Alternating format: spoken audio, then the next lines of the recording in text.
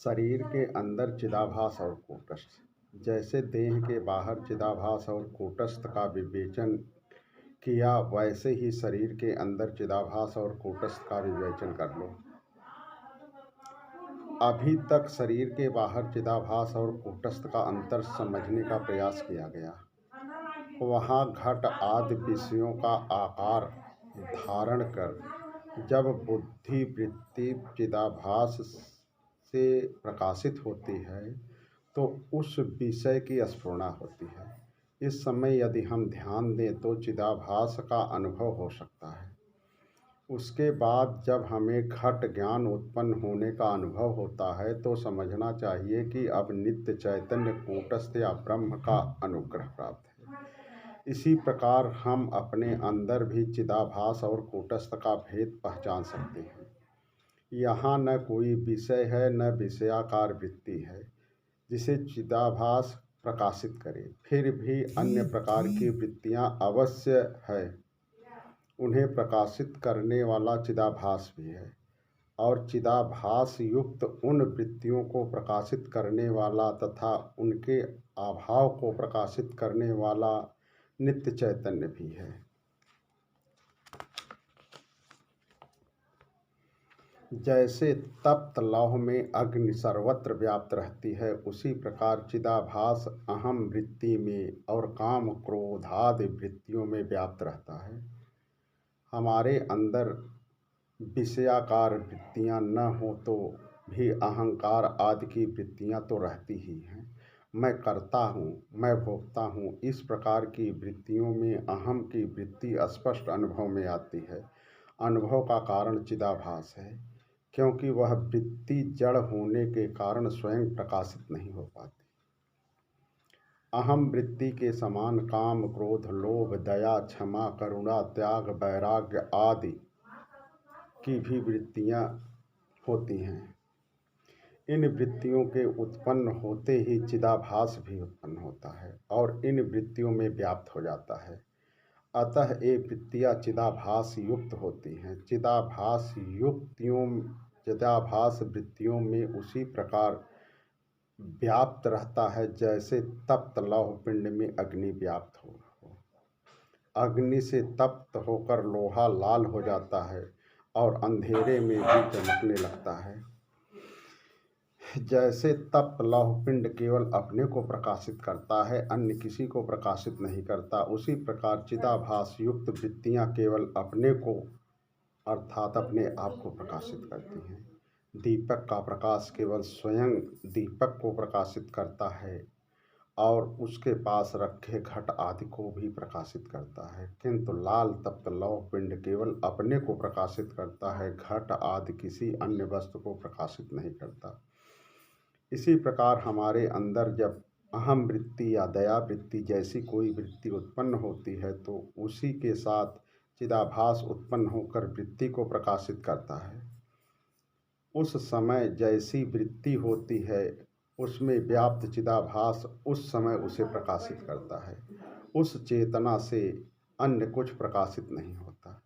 दो वृत्तियों के बीच की संधि को चिदाभास प्रकाशित नहीं करता। उसका प्रकाशक कूटस्थ या साक्षी चैतन्य है। समस्त वृत्तियाँ क्रम से अलग अलग रहकर उत्पन्न होती हैं और वे सब वृत्तियाँ सुषुप्ति मूर्छा और समाधि में लय हो जाती हैं। वृत्तियों के उत्पन्न होने पर चिदाभास भी उत्पन्न होता है और उन्हें प्रकाशित करता है, किंतु वृत्तियों के नाश के साथ चिदाभास भी लीन हो जाता है। दो वृत्तियों के बीच संधि स्थल है, इनमें न वृत्ति है और न चिदाभास। इसका प्रकाशक कौन है? सुषुप्ति मूर्छा और समाधि की अवस्थाओं में भी वृत्तियाँ नहीं रहती। वृत्तियों के बिना चिदाभास भी नहीं। फिर इन अवस्थाओं को कौन प्रकाशित करता है? इन वृत्तिहीन अवस्थाओं का प्रकाशक कूटस्थ है। कूटस्थ चैतन्य नित्य प्रकाश स्वरूप है। वह चिदाभास की भांति उत्पन्न और लीन नहीं होता। वृत्तिहीन अवस्थाओं में यही चैतन्य शेष रहता है और अपने आप प्रकाशित होता है। समस्त वृत्तियों के संधि और वृत्तियों के अभाव को जो निर्विकार रूप से प्रकाशित करता है वह कूटस्थ कहलाता है। वृत्तियों का अधिष्ठान कूटस्थ है। जैसे तरंगों का अधिष्ठान जल, तरंगों के न रहने पर भी जल विद्यमान है, उसी प्रकार अंतःकरण कहलाने वाली वृत्तियां न रहने पर उनका अधिष्ठान रूप कूटस्थ अवश्य रहेगा। यह कूटस्थ स्वभावतः चेतन स्वरूप है। इसकी चेतना और चिदाभास कि चेतना में वही अंतर है जो सूर्य और उसके प्रतिबिंब में है। चिदाभास विकारी है क्योंकि वह वृत्तियों के साथ उत्पन्न और लीन होता है।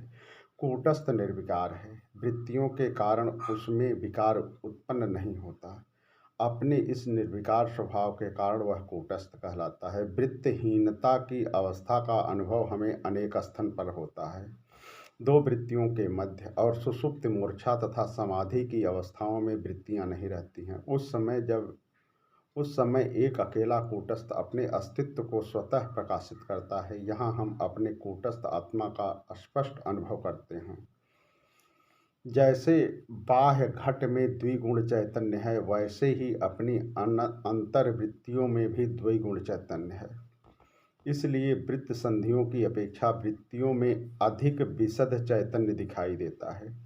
अभी तक के विवेचन से सिद्ध होता है कि बाहर दिखाई देने वाले घड़े को प्रकाशित करने वाला चैतन्य चिदाभास है और घट ज्ञान को प्रकाशित करने वाला कूटस्थ है। इस प्रकार के ये दो चैतन्य हैं।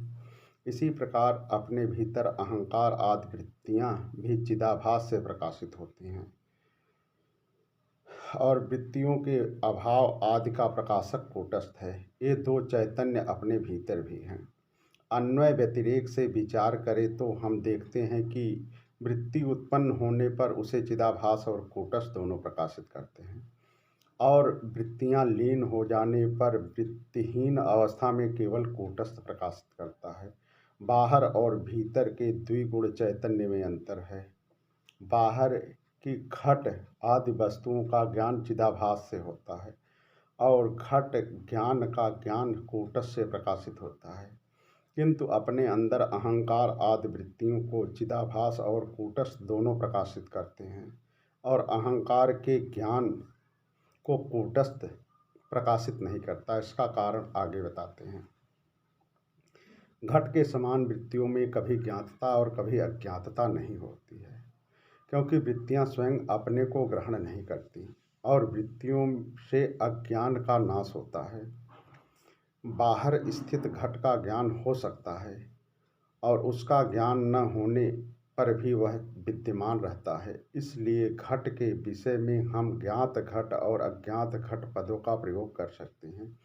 यह स्थिति अपनी आंतरिक वृत्तियों के साथ नहीं है। यदि हमारे अंदर क्रोध की वृत्ति है तो उसमें ज्ञातता और अज्ञातता का प्रश्न नहीं उत्पन्न होता। वृत्ति उत्पन्न होने के साथ चिदाभास भी उत्पन्न होगा और वह उसे अवश्य प्रकाशित करेगा। अतः अज्ञात क्रोध या वृत्ति नहीं हो सकती। इस प्रकार जब क्रोध आदि आंतरिक वृत्तियों से ज्ञातता अज्ञातता का भेद नहीं हो सकता तो उसके प्रकाशक कूटस्थ की भी आवश्यकता नहीं है। इसका यह तात्पर्य नहीं है कि आंतरिक वृत्तियों के उत्पन्न होने पर कूटस्थ ही नहीं रहता, वह तो सदा विद्यमान है। इसलिए वह वृत्तियों के उत्पन्न होने और उनके लीन होने को प्रकाशित करता है। घट आदि का ज्ञान कराने वाली वृत्तियों में भी अज्ञातता स्वीकार नहीं की जा सकती। यदि इन वृत्तियों में भी अज्ञातता हो तो वह घट के अज्ञान का नाश करने में समर्थ न होंगे।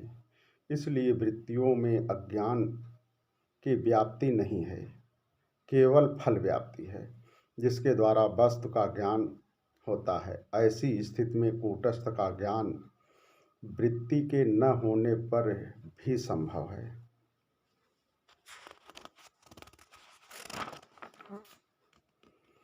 दो प्रकार के चैतन्यों में जिसके जन्म और नाश की अनुभूति होती है वह अकूटस्थ चिदाभास है और उससे भिन्न चैतन्य अविकारी होने से कूटस्थ है। अब तक के विवेचन से स्पष्ट है कि चेतना दो प्रकार की होती है, एक शुद्धात्मा, दूसरी चिदाभास। बुद्धि वृत्तियों में आत्मा की प्रतिबिंबित चेतना चिदाभास कहलाती है प्रतिबिंब का माध्यम न होने पर चिदाभास भी नहीं रहता। इसलिए चिदाभास उत्पन्न और नष्ट होने वाला है। बनने और बिगड़ने वाली वस्तु विकारी कहलाती है, इसलिए चिदाभास भी विकारी है। विकारी वस्तु कूटस्थ नहीं होती। यही कारण है कि आचार्य उसे अकूटस्थ कहते हैं। दूसरा, चैतन्य शुद्ध आत्मा है। वह अपनी सत्ता में बिंब रूप स्वतः विद्यमान है। उसकी उत्पत्ति और लय नहीं होती, वह निर्विकार है। ऐसी निर्विकार वस्तु को कूटस्थ कहते हैं। लोहार की निहाई निर्विकारता का उदाहरण है। वह अन्य विकारी वस्तुओं का अधिष्ठान भी है।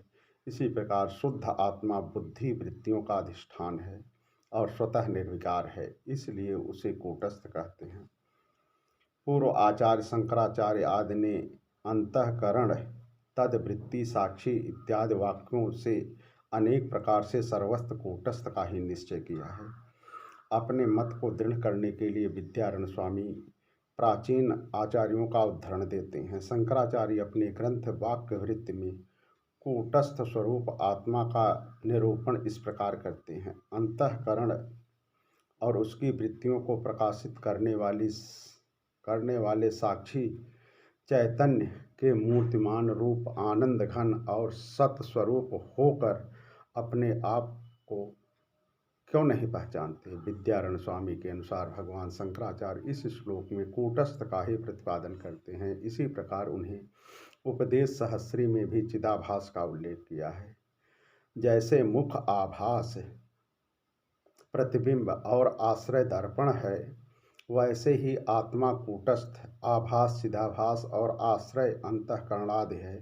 शास्त्र और युक्तियों से ऐसा जानने में आता है कि इस प्रकार प्राचीन आचार्यों ने चिदाभास का वर्णन किया है। प्राचीन आचार्यों ने चिदाभास का वर्णन कूटस्थ आत्मा से पृथक किया है। शंकराचार्य ने इसका उल्लेख करते समय इसकी तुलना मुख के प्रतिबिंब से की है। आचार्य का संकेत उसी ओर है। शंकराचार्य उपदेश सहस्री में कहते हैं, मुख से दर्पण में दिखाई देने वाला मुखाभास प्रतिबिंब से भिन्न है। दर्पण पर निर्भर न रहने वाला मुख भी मुखाभास से भिन्न है। इस प्रकार अहंकृत में आत्मा का आभास अर्थात चिदाभास भी आत्मा से भिन्न है और आत्मा भी चिदाभास से भिन्न है। वस्तुतः मुख और मुखाभास जैसे एक ही वस्तु है, वैसे ही आत्मा और चिदाभास अपृथक है। श्रुति में कूटस्थ को मनसः साक्षी और बुद्धि साक्षी तथा चिदाभास को रूपम रूपम प्रतिरूपो बभुव कहकर पृथक वर्णन किया गया है।